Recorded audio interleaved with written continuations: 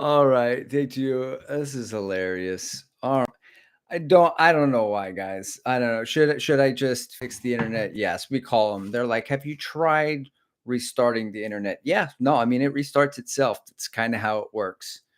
So, I'll let you guys trickle back in. Last week, Kubang saying, "I've trickled. We're trickling back in." Welcome back, part two. Every week, part two. I promise, guys, we're paid up. All right, Spectrum's not sending anyone to break my legs.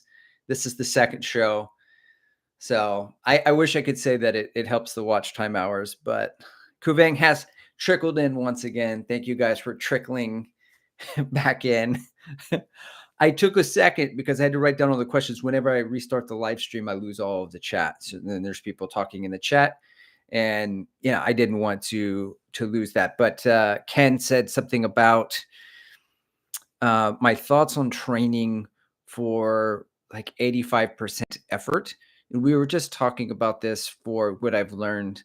It's like this with being a coach, as coaching other runners, really describing what it may feel like at certain paces at times so they kind of know they're in the ballpark. Like ultimately you can say a pace you can sustain for 3 miles, right? They just go run a 5K all out.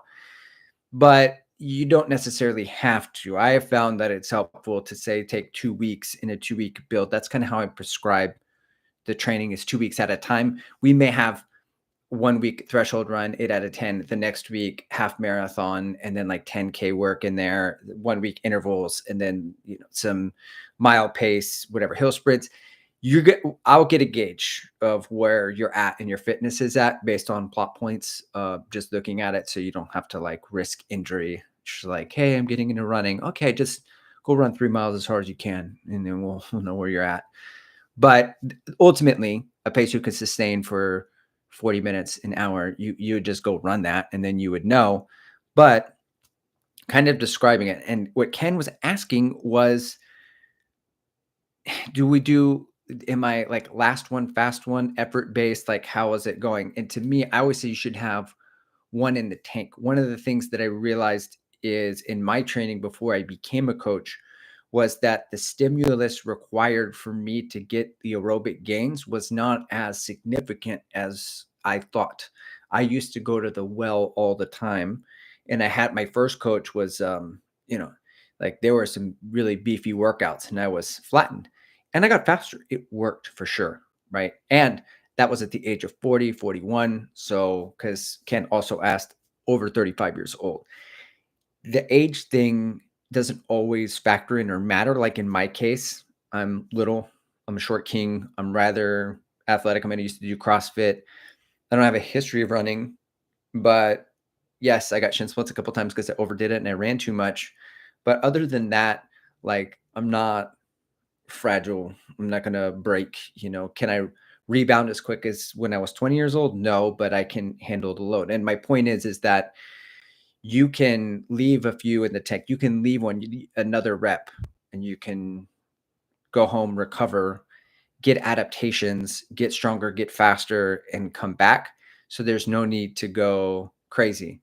And I don't believe in last one, fast one, because the purpose of the workout is, say, like if you're running threshold and you're trying to run at this effort, you run at that effort because that's what you're trying to work out for that particular day. So it doesn't do you any benefit to get out of breath in the last one. Finishing strong has its thing, but there's last like progressive runs, there's fast finish long runs, there's a lot of stuff. But and then Jonathan, answering Jonathan's question, he asked, what are my thoughts on Boston now with the new no net downhill? I think they should have done that a long time ago. So my Austin International half marathon, my 2 half marathon PRs are both downhill. Hey buddy, how you doing? The iPad's dead. Okay. But then I can't plug it in because someone's cleaning the thing. Okay. Can you ask Miles to get you the, you want to say hi? You want to ask Miles to get you the charger? Yeah. Okay. Hi. This is Major. Major's dropping in for the live stream. Hi. 23andMe. All right. Sweet. So just ask Miles for the to get the charger for you. It's in the side of the bed, okay? Thanks, buddy. All right. He used to have a pacifier. Now his pacifier is Minecraft, and so it just changed. It is a little. He doesn't suck on it anymore. He plays it. So, and he's into Geometry Dash. The other kids used to play Geometry Dash too, and then they would be like, "Dad," because they would grab the aux in the car. They'd be like, "Dad, you play this, play Dried Out, play this," and I would do it. I'd be like, "Okay, cool," and I would put on the the music. And then I was like, this is love. Letting your kids listen to house music is love over your own. So Philip Watts, yeah, he's still running in the Glycerin Max 3 miles in. Awesome, Phil. Stay hydrated out there, man. Frank says fast finishes are mostly about the psychology. Yeah. No, it's good. I think there's a level of that, especially in race specific training, where it's really good to do that.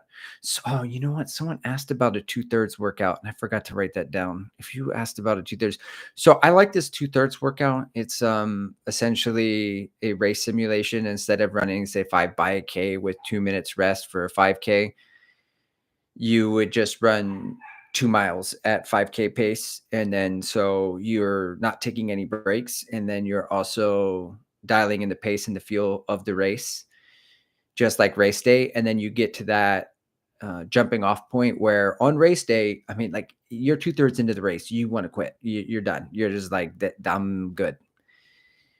But then you keep going because it's race day and there's people around you and you just suffer because that's the deal. But oh, I was talking about Jonathan's in here. Okay, yeah. He asked about the Boston Net downhill courses not being allowed anymore. And I would say that I'm surprised it took him this long because my 2 half marathon PRs is the same course, a 1:23:58 in 2023, and then in January, and then last year, a 1:20:35. The net down, it's net downhill. You start in North Austin and you come down. Yeah, there's a couple of hills, but I mean, it's net downhill by maybe 300 feet or 200 something, 300 feet.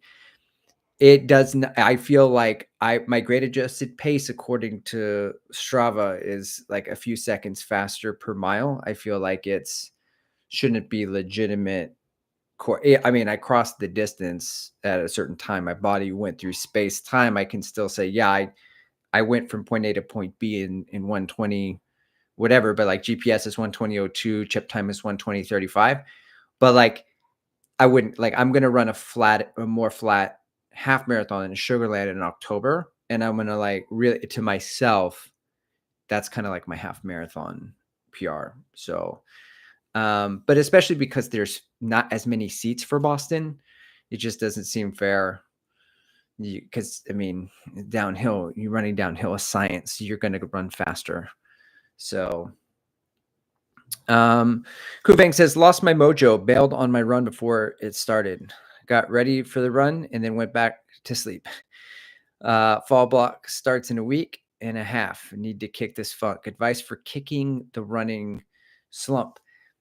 This is one of the things that was on my list for what I've learned is that runners are too hard on themselves and they over analyze the day to day.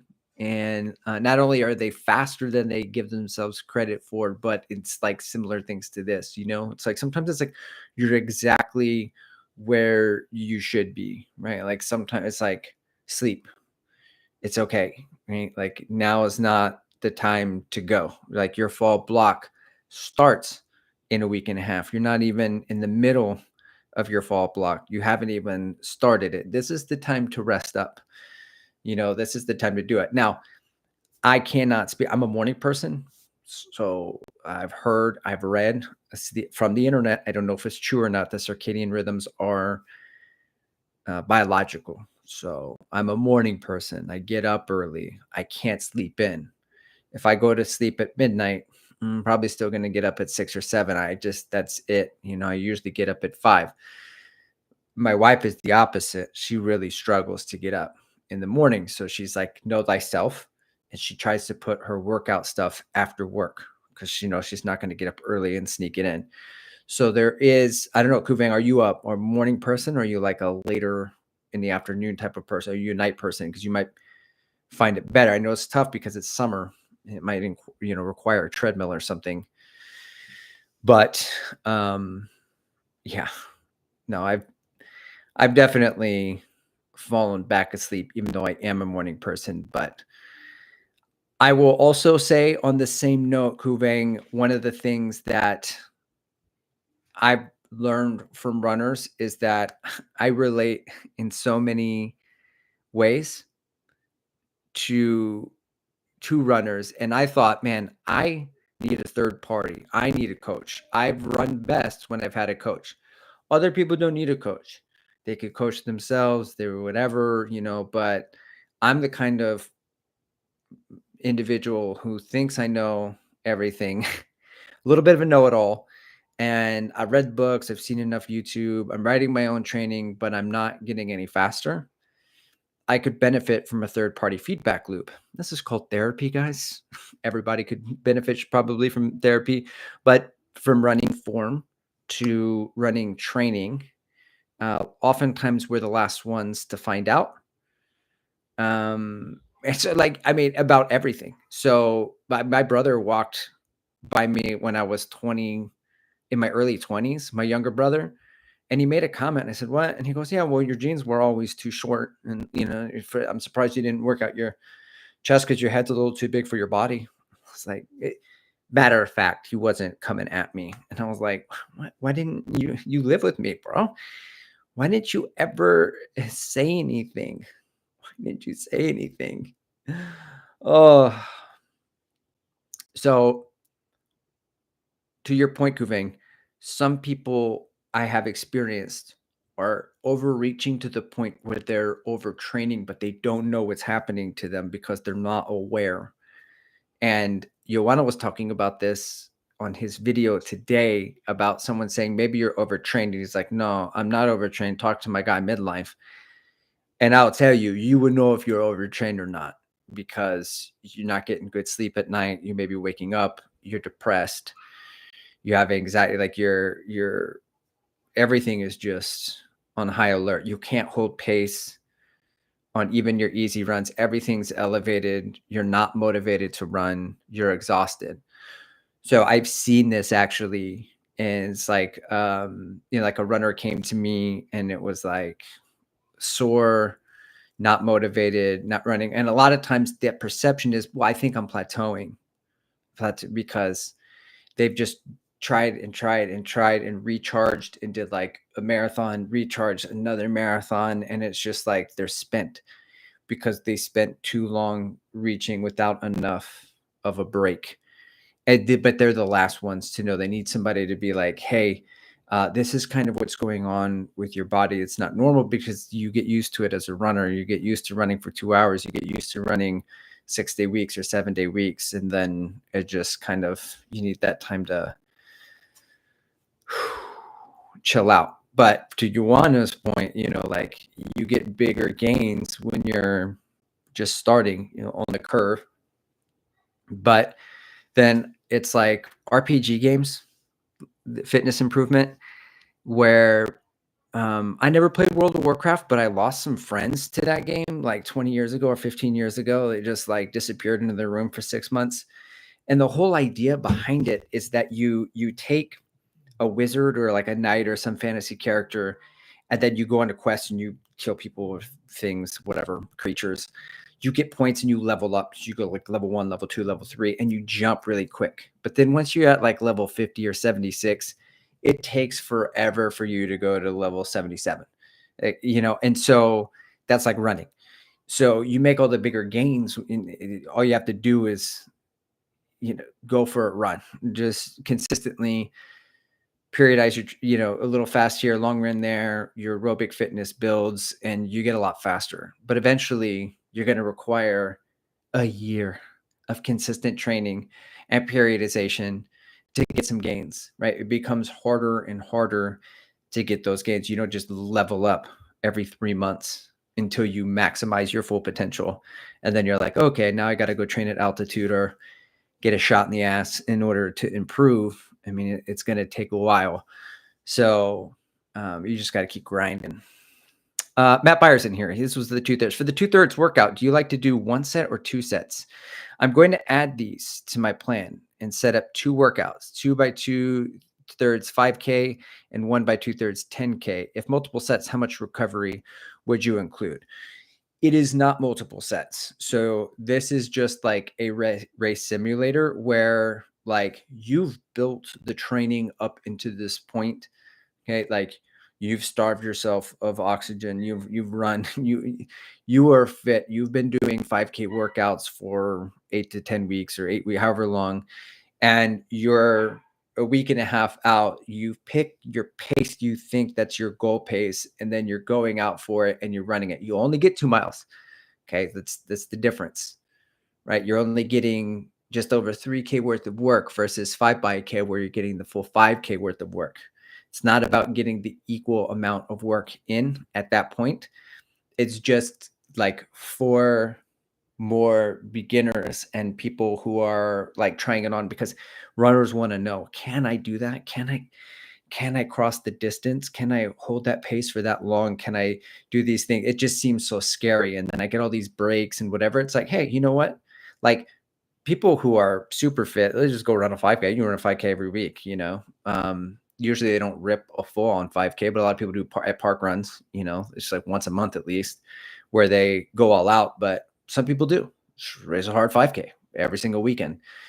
It's such a short distance that you can do that, right? So the 2/3 workout is really kind of like, okay, you're training in the summer, you've got a 10K summer race coming up. You don't know how to handle it. You could just go run 10K pretty hard, and like Steven Scullion suggests, and then make it a 6-mile tempo, and then see if you can hold on. Or you can grab a pace a week and a half out that you think you can hold, run 4 miles of it, and be like, okay, can I hold it for that long without fading? And then when I get to that point where it's just I'm going to suffer for 2 miles, try to hold it as much as possible. So because it's a lot. Like it's a lot. When you finish the 2/3 workout, you've basically taken your body all the way to where you would only keep going if it was race day. And so they always say, don't race your race in training. That's kind of when you want to like pull back. You don't want to like overdo it or overcook it, so Kuveg's a morning person. All right. Sweet. Yeah, I don't know, man. I would just say sleep right now. All right. JBS has got to love brothers. Yeah, like that hard cap when you get to the initial level, then it's the long road getting the gear. Jason Horner says the 2/3 workout is brutal, especially for those of us who don't race 5Ks and 10Ks a lot. Yeah, and the thing is it's a race simulation. So I mean, it is the first 2/3 of a race. It would be like saying, okay, I'm gonna go run. I don't know what 2/3 of 26 is, but we'll say 17 miles at least, or something like that, for a marathon pace. Would be a very big workout. You would be like, okay, like it's hefty. There's no need to multiply that or to do that, but if you like, one of my favorite half marathon workouts is a long run where you do 10 miles easy and then you do 6 miles at half marathon pace. So you do like half of the half marathon, just about, or like 10K of it. But after you've been out there for a while, then you're like, oh yeah, I was already running for an hour and a half, and then I did half of the half marathon. Kind of feels good. So let's see, what else did I write? What I learned from coaching is summer requires longer rest breaks and more effort-based training. So I was talking about that other YouTuber that she trains in Florida, where it's like effort-based training. So you got to know your effort though. You got to be like, okay, this is my marathon pace effort. and forget the pace. The pace is my ego. You can't do it. Summer's a lie. Can't look at it. It's very disheartening after many months of looking at it. You start to believe the lie. Oh, I'm not fast. I'm not as fast as I thought. It's hard to tell that you're getting much fitter because the weather is pretty insufferable. And so, but then you got to trust that the cold front's coming. When you race your fall race, it'll be cool. Someone said, "Oh, my heart rate's elevated in the afternoon." Yeah, but your race isn't in the afternoon unless it's the Tracksmith 5K. So, I mean, it's going to be in the morning. It'll be cooler. The weather will be cooler. You'll be running faster, but you just want to dial in the effort. But I need to write in more rest for my runners in the summer, in the heat and humidity, for that, or more broken intervals so that they have time, because it is exponential. Once you get and the body starts overheating, it's like it's too much, and you want to be honest with the effort, but then you're going to slow considerably. So I find that like runners need more words, like more reinforcement, affirmation. It's like that they're doing, because like most runners like myself will overanalyze the day-to-day stuff. And it's like the pros don't knock down every training run perfectly. They don't knock down every race perfectly. So forget about the work and the family and all the other factors that are stressful. It's like, it is what it is, like it's not that big of a deal is what it is. Like, so you log it and then you keep going. So I try not to, like, I want to celebrate the good runs, but I don't want to like overdo it and then harp on the negatives either. You just go out, you wake up, you run at the particular effort for that particular day. Paces fall where they land, and then you improve. That's the idea. So let's see here. I will say lastly, what I've learned is that my goals personally, my personal running goals matter a lot less. Yes, I still want to improve. Sorry for making the smacking noise if that guy is listening to this second live stream that we make inevitably. I don't know if it's a time like 12:30, something happens every time and it's a reset. I'll keep my eye on it. I don't know why. Anyway, I care much more about my runners' goals, hitting their goals, than I do about hitting mine. I feel like I've qualified for Boston. I've run a sub 3. What was that? There was like Bill Simmons wrote the book on baseball. It's like Now I Can Die in Peace or something after the Red Sox won. And I feel that way. I mean, I grew up a San Antonio Spurs fan. They never won until I was maybe 20 years old or 19. And then they won a lot. And then I went to the University of Texas and the football team won in 06. And it was like, okay, if any sports team that I like never wins another championship, I'm good. It doesn't matter. From like a running perspective, yes, I want to get better. I'll come up with stupid numbers, 250, 245, whatever. I always want to try to improve to see what I'm capable of. But I really enjoy the relationships that I have with the runners, and I want to see them achieve their goal more than I do. Also,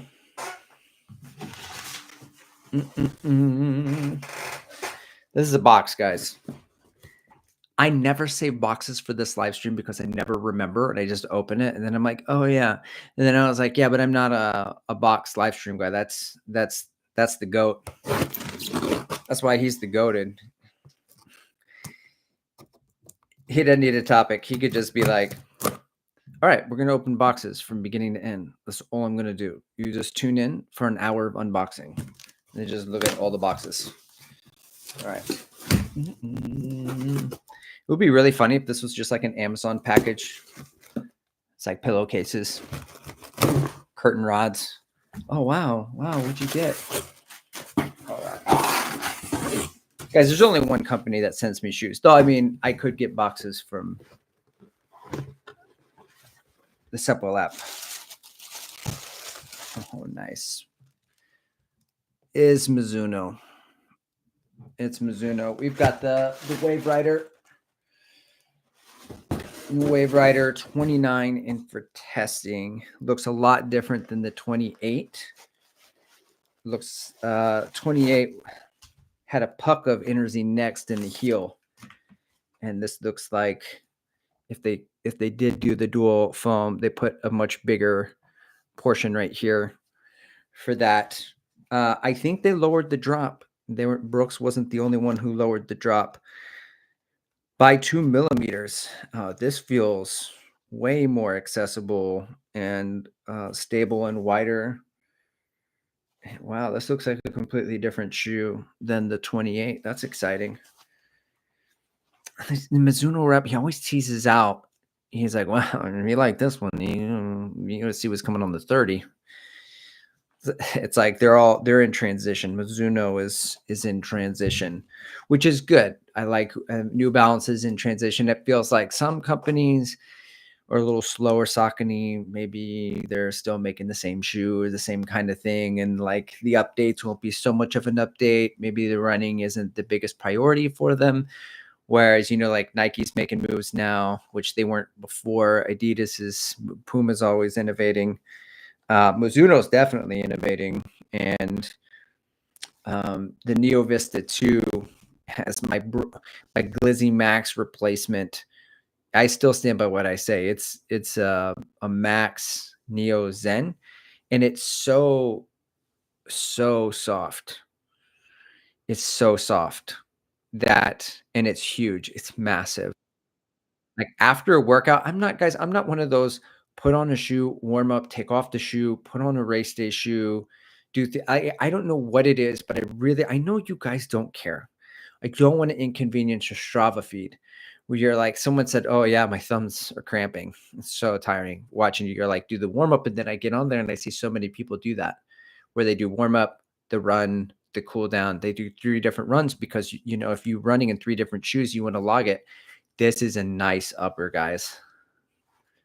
This is a really nice upper. This is a whole new shoe from the 29 or 28. Yeah, Jason Horner says that Puma midsole in the profile looks very Puma Nitro like. Yes. Yeah.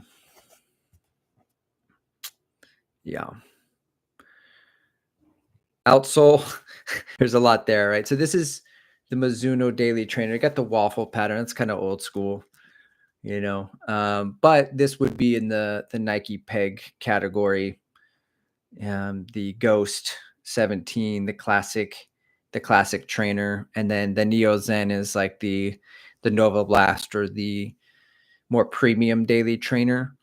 But I was thinking about this because Kafuzi just reviewed the Neo Vista 2 and he nailed it, I think, for sure. But what he was saying is that Mizuno makes a lot of shoes that are more heel striker friendly, and I think that's the case for like this shoe.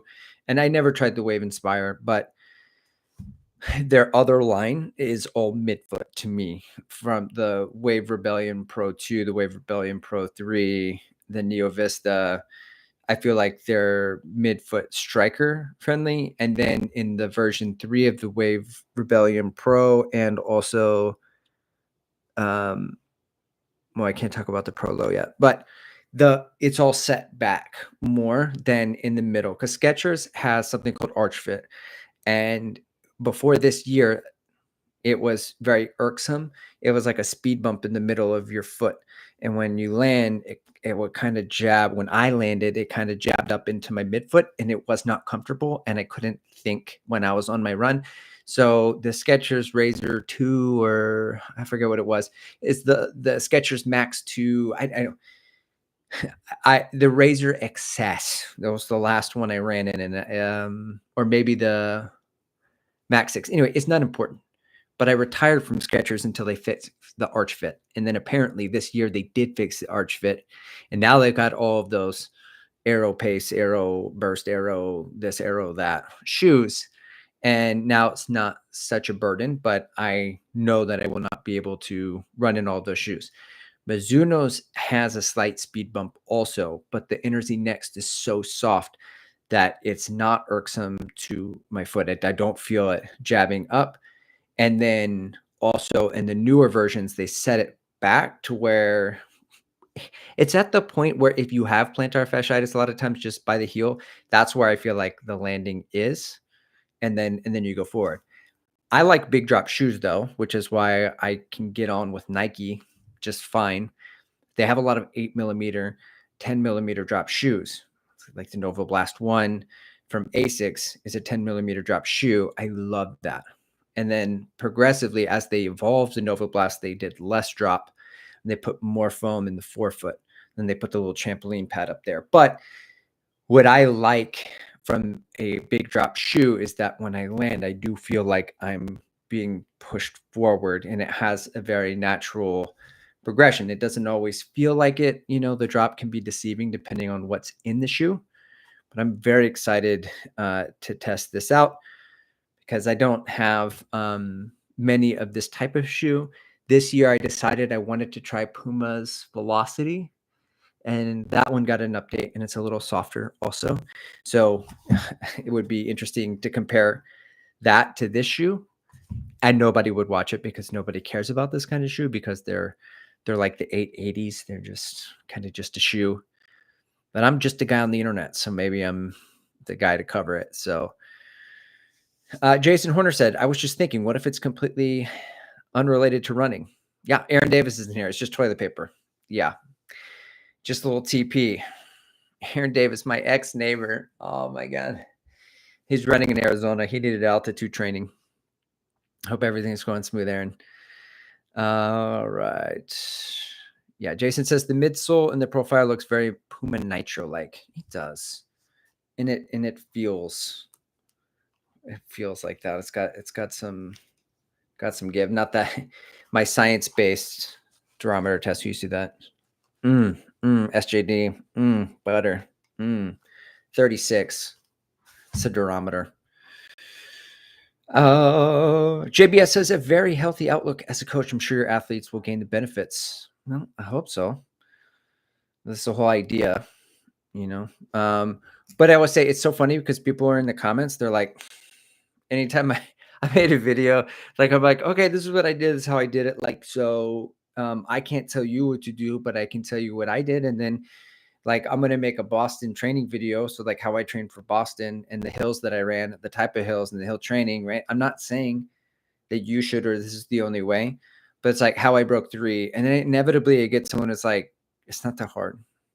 I just started running a year ago and I already broke 3 and I'm 80 years old. Whatever. Like there's always one. I'm like, okay, like I'm happy for you. They're like, it's not that hard, bro.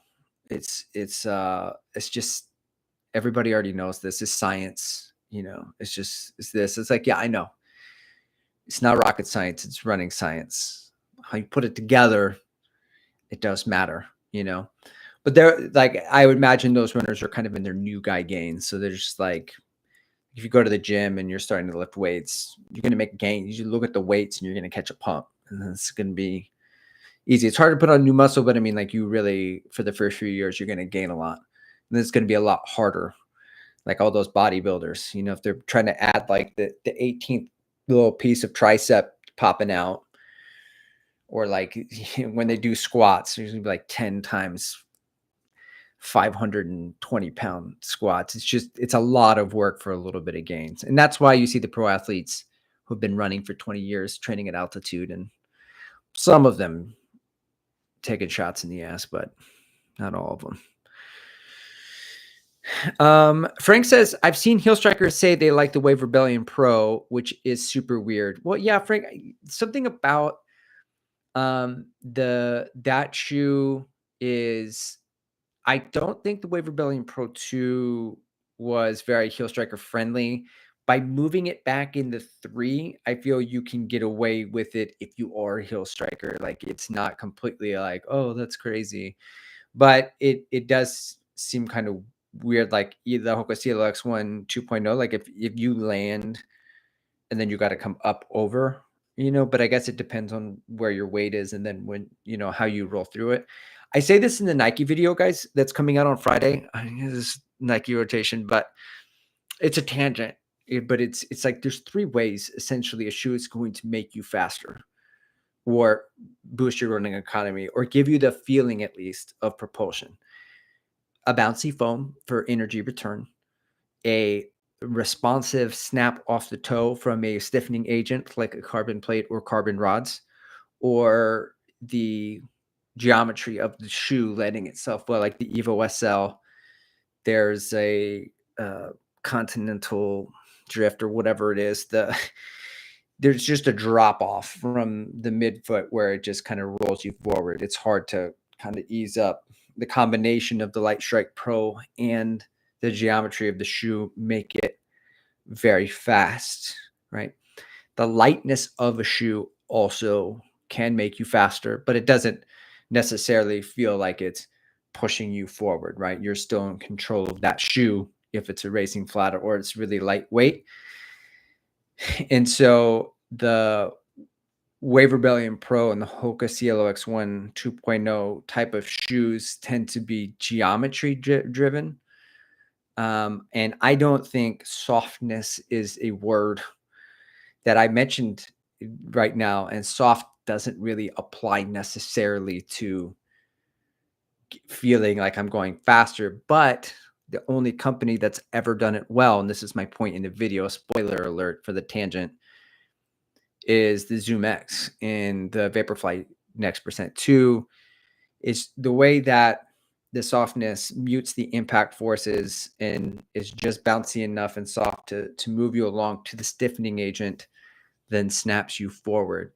Feels like a very aggressive shoe. So the softness is complementary to what makes the shoe go fast. And now companies are just making like all soft, mostly soft and bouncy, but you can't escape the soft. The soft is like an onion. You can't taste anything else. It's like, oh, I don't know if I could be as aggressive as I want in the shoe because the softness is playing, it's the main character almost. So anyway,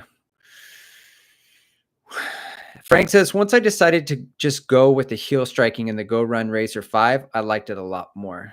Yeah, that's a way. That's a way to do it. The Captain Chess says, man, F those guys. Never take a Sub 3 for granted, especially at our age. Yeah, you know, strangers on the internet, man. They'll be stranging on the internet is what they do. I understand that it's got more to do with them than it does with me. You know, I'm pretty proud of the effort in Boston. That was like a warm day. I can't call it hot because the year before it was actually hot. And like I said in the recap video, like if I looked at, I was starting 9,600 something or whatever, but I finished 3,600 something. So yes, not everybody who qualified was also going for a time, but I jumped like 6,000 spots for kind of where I was at.